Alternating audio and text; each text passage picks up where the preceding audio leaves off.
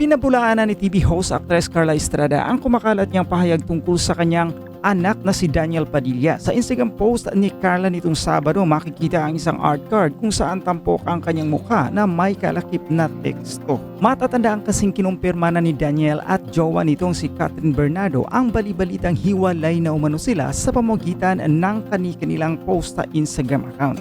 Wala namang binanggit pang ibang detalye ang ex-celebrity couple tungkol sa naging dahilan ng kanilang hiwalayan, kaya tila hindi maiwasan ng madlang na magtahi ng sari-sarili nilang espekulasyon at naratibo. Samantala, pagkatapos na naidinay ni Carla Estrada ang naichika ng veteranang showbiz journalist na si Christopher Min na may pinagsabihan siyang kaibigan tungkol sa hiwalayan ng Katniel, muli na namang umalma ang TV host actress. Knockout kasi si Carla sa pagsasabing hindi cheater ang anak ko. My son is not perfect but he's learning and growing. People make a mistake and it's crucial to understand the context and the effort he's putting in to become a better person. Ayon kay Carla, wala raw katotohanan ang nabanggit na post dahil wala siyang inanunsyong ganoong statement. Katunayan, nangangalap na raw sila ng mga ebidensya para isa-isahin ang ganoong klaseng mapanirang balita.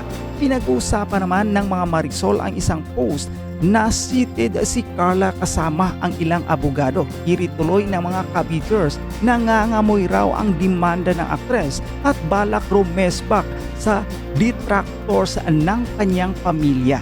Walang humpay na pagtatanggol di umano ni Carla Estrada kay Daniel Padilla. Pakibasa mo nga muna, anak, yung ipinost kuno ni Carla Estrada. Na, at nirepost ito ni Carla Estrada.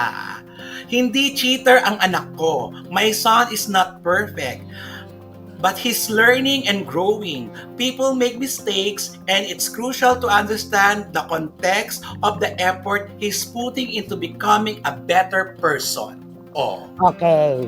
Dinedeny niya yan. At naiintindihan natin kung bakit siya nag-deny. Sa aking kapasidad ng pangunawa, maaaring hindi nga siya talaga ang gumawa niyan. Kasi yung command of English ni Carla ay kabisado ko from A to Z. Hindi siya ang gumawa niyan. Masyadong may kataasan.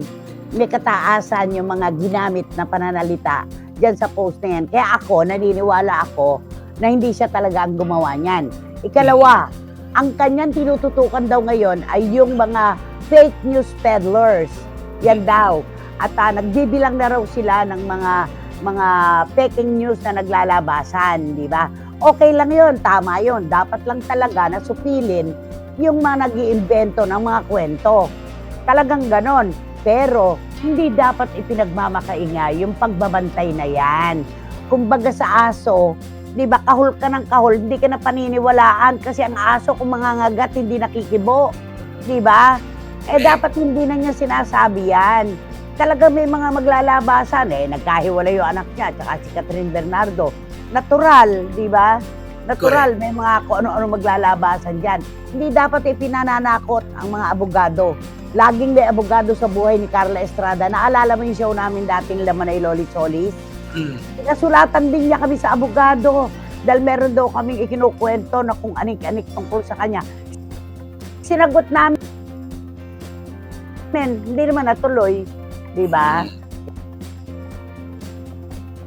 Yun, hindi pinananakot yun. Kung may gagawin, magdemanda na lang, wag nang sumigaw ng sumigaw. Diba? At saka ipagtanggol man ng isang inang anak, natural lang naman yun kasi anak niya. Naiintindihan natin yun. Alangan namang siya pa magdiin sa anak niya. Natural, pagtatanggol niya si Daniel kay cheater man o hindi, kay nagloko man, kung niloko man si Catherine o hindi. Natural, nasa panig siya ng kanyang anak. Sino namang ina ang kakampi pa sa kalaban? Diba? Natural, walang ina na ganon. Ang sabi lang ni Boycie Caragay, alam niya kaya ang meaning ng context? Charing! Diba? Ginagaya niya si Tita Mizzy. Diba? Charot! Charot! Ay, Nay, paano naman nalaman ni Carla Estrada na hindi cheater ang anak niya? Kasama ba siya sa mga dates niya?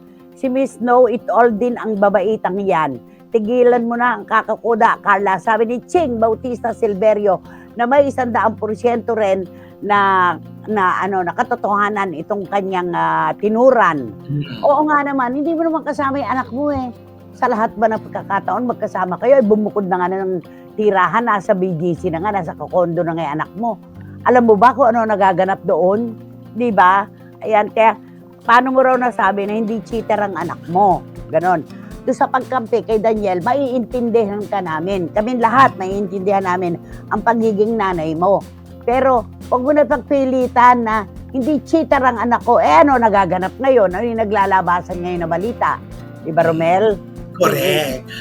Kaya naman ang mga tao, lalo, alam mo na sa kwentong ito talagang lalaki pa ito kasi kung hindi siya, ang mga pinipost niya kasi ngayon, usually nabasa ko yung mga braces sa Bible. Tapos ito nga itong fake news na itong lumabas. Natural lang yan. Pero, dadami pa ito. Marami pa tayong mababasa mga sinabi niya. Kunyari, sinabi niya ito. Wala na tayong magagawa. Bukas na ang libro. Kaya pwede susinong pwede magsulat at magbasa. Oh, Diba? tama yan. Pero yung mga Bible verses na kanyang ipinopost, okay yan, pampalakas ng loob yan.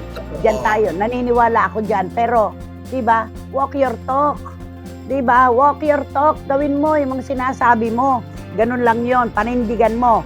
Na kung may ghost singer, may ghost writer rin. Sabi ni Paulo Ubalde, Ay, galing ng na rin to Virac. si O, di ba naman? Siyempre, anak niya si Daniel, natural pagtatakpan niya ang mga nagawang kamalian na anak niya. Sabi naman ni Tita Nene Ulanday na unti-unti nang gumaganda talaga ang paningin ngayon. Pagaling na ng pagaling ang kanyang operasyon sa mata. At Ay, sabi ni salamat. Marichu Formacion Espiritu, nararamdaman po siguro ni Carla na bababa ang kasikatan ng anak niya. Kaya panay ang ngak-ngak niya. Natatakot na sila. Ha ha ha. Sabi ni Marichu, eto ang nakakaloka. Ito ang nakakaloka, grabe. Oh. Ang sabi na Normal na sa isang ina na ipagtanggol ang kanyang anak. Kaso, yung tipong alam mismo ng magulang ang mga maling pinaggagawa ng anak. Pero kinukonsinte o pinagtatanggol pa. Yan ang hindi katanggap-tanggap sa mata ng tao at ng Diyos. Matatalino na ang mga manonood ngayon, kaya ipagpatuloy mo lang ang pagtatakip sa anak mo. Pero ikinalulungkot namin, naku, si Juris Doctor Channel, napahalakak ako dito. Nag-alala rin ako. Pero ikinalulungkot namin ipagbigay alam sa inyo, Ma'am Carla, na dead on arrival na po ang karir ng anak nyo. Kaya taos-puso po kaming nakikiramay. Nakakaloka. Di ba? Dead on DOA na raw ang karir ni Daniel. Kaya taos-puso silang nakikiramay. O, di ba? Nako si Manny P, ang ayaw bumili ng painting na kulay blue ang dahon. Hindi. Ikaw naman, dilita raw ka, ano-ano dyan. Ang ayaw niyang bilhin yung kalabaw. Di ba? Ito siya bibili ng painting na kalabaw. Tunay na kalabaw na raw ang kanyang bibilin, manganganak pa. Ikaw, Eddie, sablay ka ron.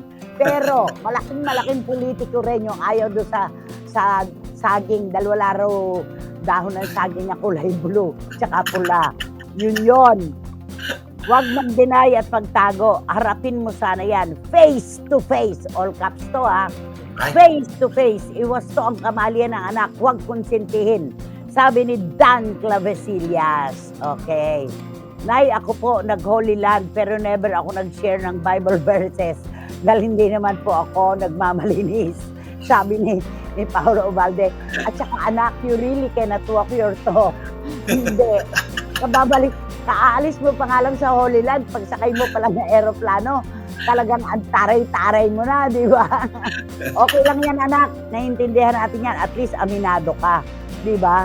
Aminado ka talaga na hindi mo magagawa yung ipinapangaral mo at sinasabi mo.